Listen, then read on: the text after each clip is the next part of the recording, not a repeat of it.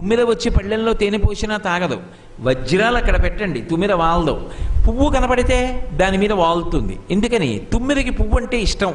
కాబట్టి సత్పక్ష సుమనోవనేషు, పువ్వుల మీద పక్షపాతం ఉన్నటువంటి ఓ తుమ్మెద, సత్పక్ష సుమనోవనేషు సపున సాక్షాన్ మదీయే మనోరాజీవే భ్రమరాధిపో విహరతాం శ్రీశైలవాసీ విభు. శ్రీశైలంలో ఎగురుతున్నటువంటి ఓ మగ తుమ్మెద, నీతో పాటు ఒక ఆడ తుమ్మెద ఉంది, నీ భార్య. నీ భార్య తుమ్మెద నువ్వు ఇద్దరూ కలిసి శ్రీశైలంలో ఎగురుతున్నారు. నీకొక పెద్ద పువ్వు చూపిస్తా, ఆ పువ్వు నిండా తేనుంది.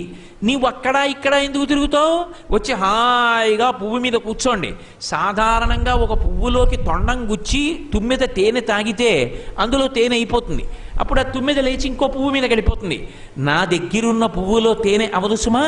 మీరు తాగుతుంటే ఊటబావిలోంచి నీరు పుట్టినట్టు తేనె పుడుతూ ఉంటుంది. మీరు ఇంకా ఎగరక్కర్లేదు, హాయిగా కూర్చున్న తేనె తాగుతూ సుఖంగా ఉండొచ్చు. ఎక్కడుందో తెలుసా అటువంటి పువ్వు?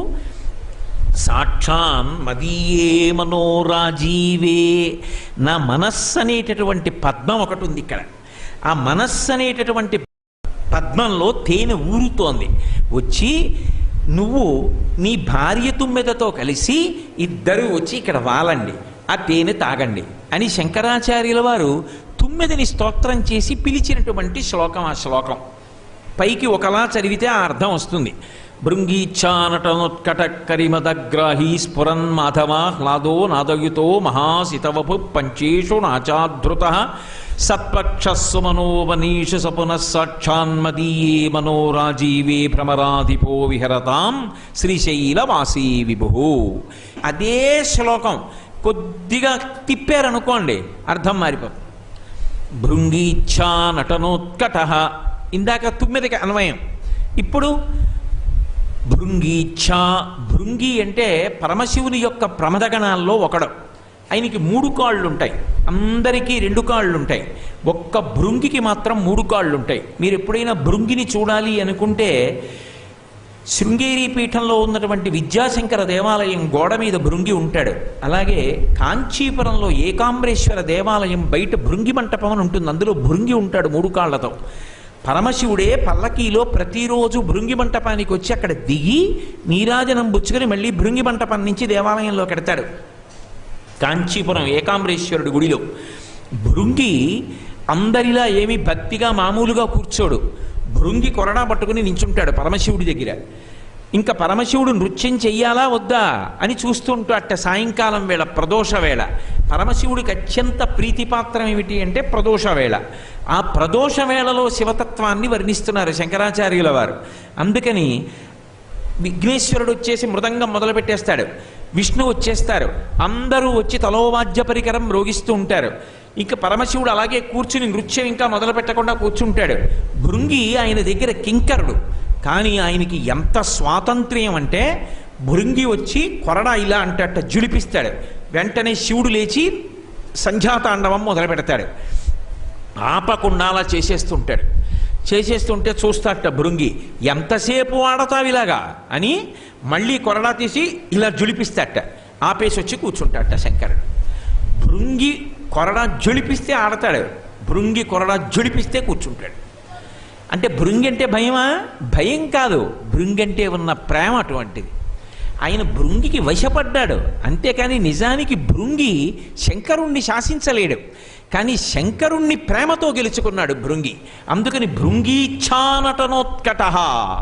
భృంగి ఎలా చెప్తాడో అలా నటించే అలవాటు ఉంది నీకు. భృంగి గురించి ఒక మాట చెప్తారు. భృంగి పరమశివుడు అంటే మహాప్రీతి ఆయనకి.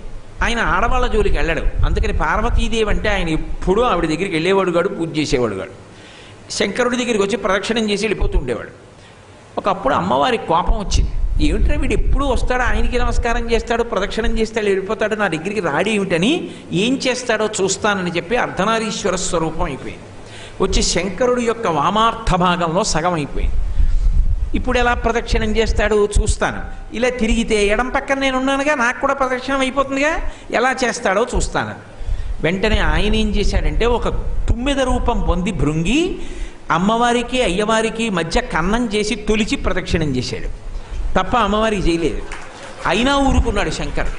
పార్వతీదేవి కోపం వచ్చింది. ఏమిటి వీడి తెంపరితనం అంది. ఒక్కొక్కడిది ఒక్కొక్క ప్రేమ. నన్ను పూజిస్తే నిన్ను పూజించినట్టు కాదా పార్వతి? నిన్ను పూజించిన కన్నా నన్ను పూజించిన వాడిని చూసి కదా నువ్వు సంతోషిస్తావు. మా ఇంటికి వెళ్ళి నా భార్యని పొగిడి, అమ్మా మీరు ఎంత మంచివారో, రోజుకో ఊరు తిరుగుతుంటాడా కోటేశ్వరరావు, ఎలా పెడుతున్నారమ్మా ఆయనతో పాటు, ఎలా పడుతున్నారమ్మా అటువంటి భర్తతో అన్నారనుకోండి, చీ అవతలకు పో అంటుంది. అదే అమ్మ పాపం ఉన్న ఊళ్ళో ఉండకుండా, ఉన్న ఊళ్ళో తినకుండా, ఇన్ని ఊళ్ళు తిరుగుతూ, ఇన్ని నీళ్లు తాగుతూ, అన్ని చోట్ల తింటూ, ఏమిటో ఆ ప్రవచనం చేస్తూ అలా పొంగిపోతూ ఉంటాడమ్మా ఆయన అన్నారనుకోండి, కూర్చోండి అంటుంది. నన్ను పొగిడితే నా భార్య సంతోషిస్తుంది, నన్ను తెగిడితే మా ఆవిడికి కోపం వస్తుంది. నన్ను పొగిడితే పార్వతి నువ్వు జగజ్జననివి, నీకు సంతోషం కాదా? నాకు ప్రదక్షిణం చేస్తే నువ్వు చిన్నపుచ్చుకోవడం ఎందుకు, సంతోషించాలన్నాడు శంకరుడు. నిజమే అని ఆవిడ కూడా భృంగి పట్ల ప్రేమ పెంచుకుని వదిలేసి. కాబట్టి ఆ భృంగి కొరడా జులిపిస్తే ఆడతాడు శంకరుడు. కాబట్టి భృంగీచ్ఛా నటనోత్కట. ఇప్పుడు ఎవరికి అన్వయం? తుమ్మెదకా శంకరుడికా? శివుడికి అన్వయం. ఎక్కడ ఆడతాట? శ్రీశైలంలో ఆడతాడు. ఎందుకని అంటే శ్రీశైల పర్వతానికి ఒక్కదానికే ఒక లక్షణం ఉంది, మిగిలిన దానికి లేదు. ప్రదోష వేళలో పరమశివుడు ఆకాశ మార్గంలో వెడతాడు. ఈ ఆకాశ మార్గంలో వెళ్ళిపోతున్నప్పుడు ఒక్క శ్రీశైల పర్వతం మీద మాత్రం ప్రదోష వేళలో దిగుతాట ఒకసారి. అందుకే సంధ్యారంభ విజృంభితం శృతిశిరస్థానాంతరాధిష్ఠితం సప్రేమ భ్రమరాభిరామమ సకృత్సత్వాసనశోభితం భోగీంద్రాభరణం సమస్త సుమన పూజ్యం గుణావిష్కృతం సేవే శ్రీగిరిమల్లికార్జున మహాలింగం శివాలింగితం అన్నారు. ఆ తెల్లమద్ది చెట్టు శివస్వరూపం. కాబట్టి ఓ శివ, నీకు శ్రీశైల పర్వతం అంటే అభిమానం. కాబట్టి నువ్వు ఆ శ్రీశైలంలో వెలిసినటువంటి మల్లికార్జునుడవు, ఇంత గొప్పవాడివి. భృంగి ఇలా అంటే తాండవం చేస్తావు, నటరాజుగా నర్తన చేస్తాడు ఆయన. కాబట్టి భృంగీచ్ఛా నటనోత్కట. ఇందాక అయితే తుమ్మెద, ఇప్పుడైతే మల్లికార్జునుడు. కరిమదగ్రాహి, ఇందాక అయితే తుమ్మెద ఏం చేసింది? మదజలాన్ని తాగింది భార్యతో కలిసి. ఇప్పుడు కరిమదగ్రాహి.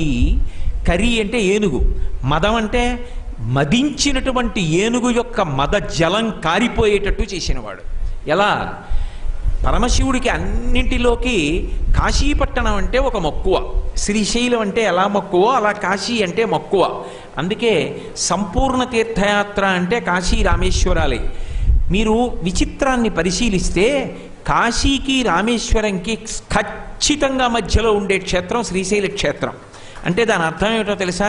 అసలు సంపూర్ణ తీర్థయాత్ర జరగాలంటే శ్రీశైలం నుంచి వెళ్ళడం, శ్రీశైలంలో ఆగడం వినా మార్గం లేదని అర్థం.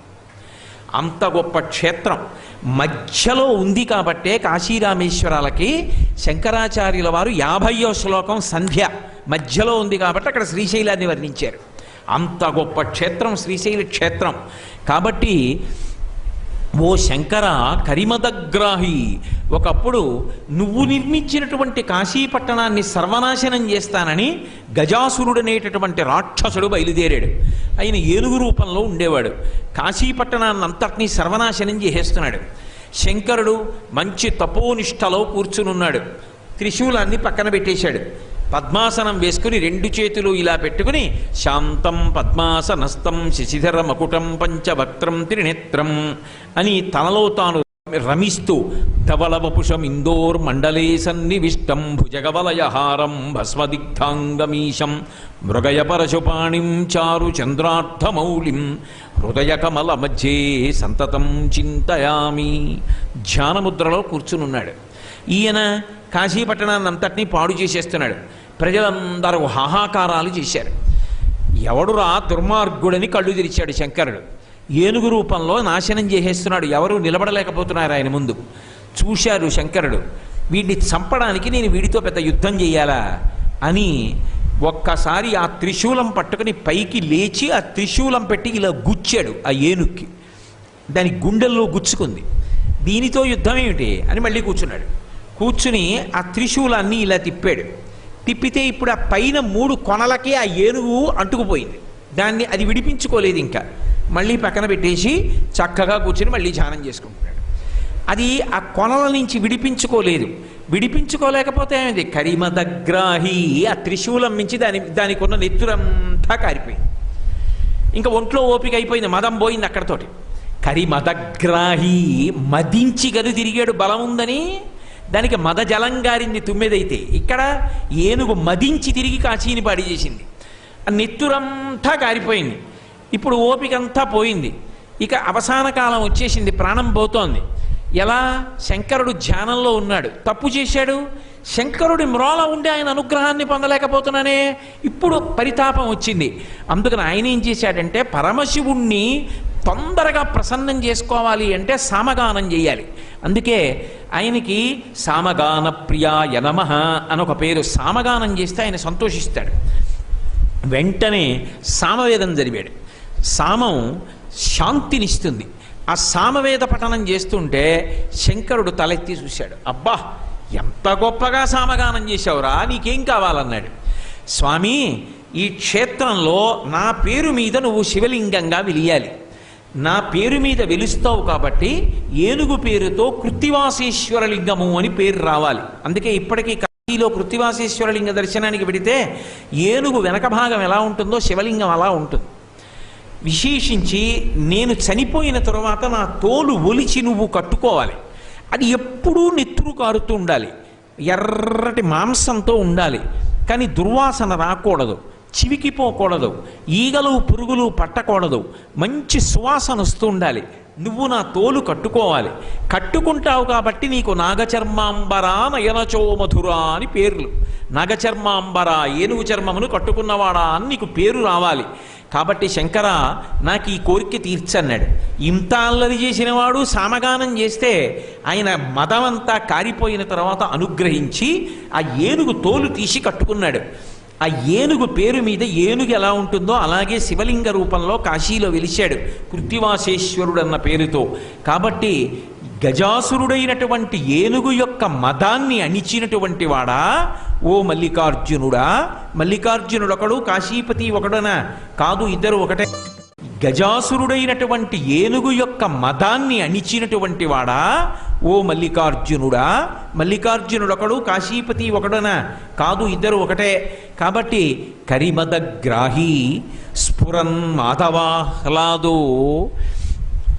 తుమ్మిదైతే మాధవ మాసం అంటే వైశాఖ మాసంలో అరణ్యంలో పువ్వులు బాగా పూస్తాయి కాబట్టి ఆ పువ్వులలో ఉండే మకరందాన్ని అనుభవించడం కోసమని వైశాఖ మాసం ఉన్నటువంటి వసంత ఋతువునందు ప్రత్యేకమైన ప్రీతి కలిగినటువంటి ఓ తుమ్మెద అని స్తోత్రం చేసినట్టు ఇందాక చెప్పిన అర్థం. ఇప్పుడు మాధవాహ్లాదో. మా అంటే లక్ష్మీదేవి, ధవుడు అంటే భర్త. మాధవుడు అంటే లక్ష్మీదేవి యొక్క భర్త అయినటువంటి శ్రీ మహావిష్ణువునందు అపారమైనటువంటి అనురక్తి పొంది ఆహ్లాదమును పొందినటువంటి వాడా. అంటే విష్ణువుని స్త్రీగా, భార్యగా చూసినటువంటి వాడా అని దాని అర్థం. అదేమిటి, ఇంత గొప్పవాడు కదా శంకరుడు, విష్ణువు కూడా పురుషుడు కదా, మరి పురుషుడైనటువంటి శంకరుడు పురుషుడైనటువంటి విష్ణువు యందు ఎలా అనురక్తుడయ్యాడు? అసలు అనురక్తుడవడం ఏమిటి, ఆయనతో క్రీడించడం ఏమిటి, ఆయన వలన సంతోషాన్ని పొందడం ఏమిటి, ఎలా ఇస్తున్నారు శంకరాచార్యుల వారు, ఎలా అన్వయం శివుడికిది అంటే, ఒకానొకప్పుడు శ్రీ మహావిష్ణువు అమృతాన్ని దేవతలకి రాక్షసులకి పంచిపెట్టవలసి వచ్చింది. పంచిపెట్టాలి అంటే ఎలా? అమృతం దేవతలకి దక్కాలి తప్ప రాక్షసులకు దక్కకూడదు. ఎందుకని? ఎవరి బలం ధర్మానికి పనికొస్తుందో వాళ్ళకి బలం ఇవ్వాలి. అంతేకాని ధర్మాన్ని పాడు చేసే వాళ్ళ బలం పెరిగిందనుకోండి, లోకం పాడైపోతుంది. రక్షించే వాళ్ళు దేవతలు, అందుకని అమృతాన్ని దేవతలకు ఇవ్వాలి, రాక్షసులకు ఇవ్వకూడదు. వాళ్ళని మోహింప చెయ్యాలి, మాయ చెయ్యాలి, విష్ణుమాయ. అలా చెయ్యాలి అంటే గొప్ప అందగత్తెగా మారిపోవాలి. అంత గొప్ప అందగత్తెగా మారాలి అంటే అందమంతా ఎవరిది లోకంలో? మా తల్లిది. ఆవిడ యొక్క అనుగ్రహం కలిగితే అందం వస్తుంది. కాబట్టి ఆయన ఏం చేశాడు? అమ్మవారిని ప్రార్థన చేశాడు. అమ్మవారు ఏం చేస్తుంది? ఆవిడ దగ్గరికి వెళ్ళి నమస్కరించాలి, కానీ ఆవిడ ఇవ్వలేనిదన్నది లోకంలో లేదు. అందుకే శంకరాచార్యుల వారు సౌందర్యలహరి చేస్తూ అమ్మవారి గురించి ఒక మాట చెప్తారు. సరస్వత్యా లక్ష్మ్యా విధిహరి సపత్నో విహరతే రతే పాతివ్రత్యం శిథిలయతి రమ్యేన వపుషా చిరంజీవన్నే వక్షపిత పశుపాశవ్యతికర పరానందాభిక్యం రసయతి రసం తద్భజనవాన్ అంటారు. తద్భజనవాన్, అమ్మా నీ దగ్గరికి వచ్చి రెండు చేతులు కైబోడ్చి నమస్కరించిన వాడు ఉన్నాడే, వాడు ఎంతసేపు నిలబడ్డాడు, ఎంత కుంకుమార్చన చేశాడన్న దానితో సంబంధం లేదు. సకృన్నత్వా నత్వా, ఆ పవిత్రమైన మనసు కలిగిన వాడు ఇలా ఒక్కసారి నమస్కారం చేస్తే చాలట ఆ తల్లి అనుగ్రహిస్తుంది. ఎంత అనుగ్రహిస్తుంది అంటే సరస్వత్యా లక్ష్మ్యా విధిహరి సపత్నో విహరతే. బ్రహ్మగారు అనుకుంటాట, అదేమిటి నా భార్య కదా సరస్వతీదేవి, ఆవిడ నాకివ్వవలసినటువంటి అనుగ్రహం కన్నా కూడా భక్తుడికి ఎక్కువ ఇచ్చేసిందే అనుకుంటాట. అంత సరస్వతీ కటాక్షం వస్తుంది. శ్రీ మహావిష్ణువు అనుకుంటారట, లక్ష్మీదేవి నా భార్య కదా, నాకివ్వవలసినటువంటి అనుగ్రహం కన్నా కూడా భక్తుడికి ఎక్కువ ఇచ్చేసిందేమిటి అనుకుంటారట. అంత లక్ష్మీ సంపన్నుడు అవుతాట. డబ్బుంది, సరస్వతీ కటాక్షం ఉంది, బాగుంది. ఆయుర్దాయం లేకపోతే ఉపయోగమే ఉంది. ఆయుర్దాయం ఉండాలి. ఈ రెండూ ఉన్నా ఆ మనిషిని చూస్తే భయం వేసేట్టుగా ఉంటాడు అనుకోండి, భయంకరమైన రూపంతో, ఉపయోగమే ఉంది. అందుకే ఎంత అందమిస్తుందంటేట, రతేహే పాతివ్రత్యం శిథిలయతి రమ్యేన వపుషా. రతీదేవంతటిది అనుకుంటుందట, అందరూ మా ఆయన మన్మథుడు చాలా అందగాడంటారు, మా ఆయన కన్నా అందంగా ఉన్నాడే అనుకుంటుందట. తన భర్త కన్నా పరపురుషుడు అందంగా ఉన్నాడని భావన చేస్తే మరి శీలము శిథిలమైనట్టు కాదు. రతీదేవి శీలము శిథిలమయ్యేటట్టుగా ఆలోచన రాగలిగినంత అందాన్ని భక్తులకు ఇవ్వగలిగినటువంటి ఓ తల్లి. రతేహే పాతివ్రత్యం శిథిలయతి రమ్యేన వపుషా చిరంజీవన్నే వక్షపిత పశుపాశవ్యతికర. శతాయుష్కుడై 100 సంవత్సరములు ఆరోగ్యంతో ఆయుర్దాయంతో చక్కగా కొడుకుని మనవణ్ణి మునిమనవణ్ణి కూడా చూసి ఎన్నో దానాలు ధర్మాలు చేస్తూ, పూజలు చేస్తూ, యజ్ఞాలు చేస్తూ, యాగాలు చేస్తూ, భగవత్ప్రీతితో బ్రతికి చిట్ట చివరికి వచ్చేటప్పటికి జ్ఞానము కలిగి శరీరము నేను కాదని తెలుసుకుని పశుపాశములు తొలగిపోయి పశుపతి అయినటువంటి పరమేశ్వరుని యందు ఐక్యమైపోయేటట్టుగా చెయ్యగలిగినటువంటి తల్లి ఉందే, ఆవిడేవివ్వలేదు. అందుకే విష్ణుమూర్తి అంతటి వాడు మోహినిగా మారాలి అంటే ఎవరి కాళ్ళు పట్టుకున్నాడు అంటే భ్రమరాంబ కాళ్ళు పట్టుకున్నాడు. అందుకే శంకర భగవత్పాదులే అంటారు సౌందర్యలహరిలో, హరిస్త్వామారాధ్య ప్రణత జన సౌభాగ్య జననీం పురాణారీ భూత్వా పురరపిమపి క్షోభమనయత్ స్మరోపిత్వా నత్వా. అమ్మా ఆశ్చర్యం ఏమిటో తెలుసా? హరిస్త్వాం ఆరాధ్య ప్రణత జన సౌభాగ్య జననీం పురాణారీ భూత్వా పురరపిమపి క్షోభమనయత్. శ్రీ మహావిష్ణువు మోహినిగా మారవలసి వస్తే, అంత గొప్ప అందాన్ని పొందాలి అని అనుకుంటే నీ పాదములకు నమస్కారం చేశాడు. వెంటనే నువ్వేం చేశావు? ఆయనని గొప్ప అందగత్తెగా మార్చావు. ఇప్పుడు ఆయన ఎలా అయిపోయాడు? పార్వతీదేవి భ్రమరాంబ ఎలా ఉంటుందో అటువంటి అందం పొందాడు. నా తల్లి నడిచి వెడుతుంటే ఎలా ఉంటుందట భ్రమరాంబ? తెల్లవారకట్ట చదువుతారు కదూ, రాజన్మత్తమరాళ మంద గమనాం రాజీవ పత్రేక్షణాం. ఆ తల్లి తామర పువ్వు రేకులు ఎలా ఉంటాయో అటువంటి కన్నులతో ఆమె నడిచి వెడుతుంటే తెల్లవారుజామున దేవతలందరూ వంగి నమస్కరిస్తుంటే ఆ కిరీటములో ఉన్నటువంటి వజ్ర వైఢూర్యముల కాంతులు ఆవిడ పాదములకు నీరాజనములిస్తాయిట. అందుకే రాజన్మప్తమరాళ మంద గమనాం రాజీవ పత్రేక్షణాం రాజీవ ప్రభవాది దేవ మకుటై రాజత్పదాంబోరుహాం రాజీవాయత పత్రమండిత కుచాం రాజాధిరాజేశ్వరీం శ్రీశైలస్థలవాసినీం భగవతీం శ్రీమాతరం భావయే అంటారు. అటువంటి తల్లి కాబట్టి శ్రీ మహావిష్ణువు ఆవిడ్ని స్తోత్రం చేస్తే గొప్ప అందం ఇచ్చింది, మోహినిగా మార్చింది ఆయన. ఇప్పుడు ఆయన ఏం చేశాడు? దేవతలకి దానవులకు అమృతాన్ని పంచిపెట్టేటప్పుడు దేవతలకి అమృతం ఇచ్చాడు, దానవులకి అమృతం ఇవ్వడం మానేశాడు. అంత అందాన్ని విష్ణువు అమ్మా నీ రూపంలో పొందితే ఎవరో వెళ్ళి శంకరుడికి చెప్పారు, మీ బావమరిదున్నాడే. ఎందుకని అంటే లోకంలో ఒక విషయం చెప్తారు, నారాయణ నారాయణి విష్ణువు యొక్క చెల్లెలు అమ్మవారు. అందుకే అమ్మవారు నల్లగా ఉంటుంది, నారాయణుడు నల్లగా ఉంటాడు. విష్ణువు నలుపు, అమ్మవారు నలుపు. అందుకని నారాయణ నారాయణి. కాళి అంటే నల్లగా ఉంటుంది అని దాని అర్థం. నల్లగా ఉంటుంది అమ్మవారు, తెల్లగా ఉంటాడు శంకరుడు. కాబట్టి నల్లగా ఉన్నటువంటి నారాయణి పూర్తిగా అన్నయ్య పోలిక. ఇప్పుడు అమ్మవారి అందాన్ని విష్ణువు పొందాడు అన్న మాటకు అర్థం ఏమిటి? విష్ణువు అమ్మవారైపోయాడు, విష్ణువు అమ్మవారిగా మారిపోయాడు. మారిపోతే ఎవరో వెళ్ళి శంకరుడికి చెప్పారు. అప్పుడు నారాయణుడి చెల్లెలు నారాయణి అమ్మవారు పార్వతీదేవి అయితే నారాయణుడు శివుడికి ఏమవుతాడు? బావమరిది అవుతాడు. వెళ్ళి ఎవరో చెప్పారు, మీ బావమరిదికి అంతా మీ ఆవిడ పోలికే, అచ్చు మీ ఆవిడ ముద్ర దిగిపోయాడు మోహినిగా అమృతం పంచినప్పుడు. అంటే ఆయనకి ముచ్చటేసింది. మా బావమరిది అచ్చు మా ఆవిడలే అయ్యాడా, ఓసారి చూడాలన్నాడు. అని తిన్నగా వైకుంఠానికి వెళ్ళాడు. బావా మా ఆవిడ వేషం కట్టేవిటి, ఒకసారి కట్టు చూస్తానన్నాడు. ఎందుకులే బావగారు, అదేదో అమృతాన్ని పంచిపెట్టడానికి కట్టానా, పని అయిపోయిందిగా, ఇప్పుడు వద్దులేండి ఆ ఊసు అన్నాడు. కాదులేవో ఓసారి అచ్చు మా ఆవిడలా మారేవుటగా, ఏదోసారి మారి చూపించు అన్నాడు. ఇది అమ్మవారి యొక్క క్రీడ. ఆవిడ క్రీడిస్తుంటుంది.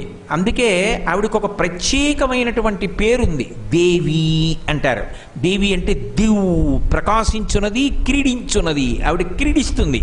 ఆవిడేం చేసింది అంటే, హరిస్వామారాధ్య ప్రణత జన సౌభాగ్యజననీం పురాణారీ భూత్వా పురరపిమపి క్షోభమనయత్ స్మరోపిత్వానత్వా. ఆ మన్మథుడికి రతినయనలేహ్యేన వపుషా, ఆ మన్మథుడు కంటికి కనపడడు కదూ, అనంగుడు, కాల్చి బూడిది చేసేశాడు శివుడు. కానీ అమ్మవారంత శక్తినిచ్చింది, ఒక్క రతీదేవికి మాత్రమే కనపడతాడు. రతినయనలేహ్యేన వపుషా అయినటువంటి మన్మథుడున్నాడే, మునీనామప్యంతః ప్రభవతి మోహాయ మహతాం. శరీరం లేదు కానీ అమ్మవారిచ్చిన అనుగ్రహంతో తపస్సు చేసుకుంటున్న ఋషుల మనసులు కూడా కనిపిస్తాడు. ఇప్పుడు ఆవిడేం చేసింది, మన్మథుడిని పిలిచింది. మా అన్నయ్య దగ్గరికి వెడుతున్నాడు మా ఆయన, అచ్చు నాలా మారతాడు మా అన్నయ్య. మా అన్నయ్య నాలా మారగానే నేను జ్ఞాపకం రావాలి మా ఆయనకి. మా ఆయన మా అన్నయ్యని చూస్తున్నానన్న విషయం మరిచిపోయి నన్నే చూస్తున్నాననుకుని మా అన్నయ్య వెంట పడాలి, అలా చెయ్యండి అంటే మన్మథుడు ఏం చేశాడు, బాణం వేశాడు. ఇప్పుడు శ్రీ మహావిష్ణువు మోహినిగా మారాడంటే అమ్మవారి రూపాన్ని పొందాడు. పొంది విష్ణువు నడుస్తున్నారు. ఆవిడ యొక్క అందచందాలు చూసి శంకరుడు ఆయన వెంటబడ్డాడు. కొంత దూరం ఇద్దరూ పరిగెత్తారు. విష్ణువు తన రూపాన్ని పొందాడు. ఈలోగా శంకరుడికి వీర్యం స్ఖలనమైంది. ఇది అమ్మవారు చేసినటువంటి క్రీడ. నేను చెప్పడానికి బాగుందేమో కానీ మీరేమంటారు నన్ను? ఏమంటే ఇది ఏమన్నా బాగుందా? భర్త పరువు తీసుకెళ్ళి బజారున పడైలా ఆ అన్నగారికి అందం ఇవ్వడం ఎందుకు? అన్నగారు తన రూపాన్ని పొంది శంకరుణ్ణి పురాణారీభూత్వా పురరపిమపి క్షోభమనయత్, త్రిపురములను గెలిచిన వాడి మనసు క్షోభపడిపోయే అందం ఇచ్చేసింది విష్ణువుకి. ఆయన భావమరిదని మరిచిపోయి భార్య అనుకుని వెంటబడ్డాడు. వెంటపడిపోయేటట్టు చెయ్యగలిగినంత శక్తి మన్మథుడికి ఈవిడే ఇచ్చింది. అప్పుడు భర్త గౌరవం నిలబెట్టిందా, భర్త గౌరవం పాడు చేసిందా?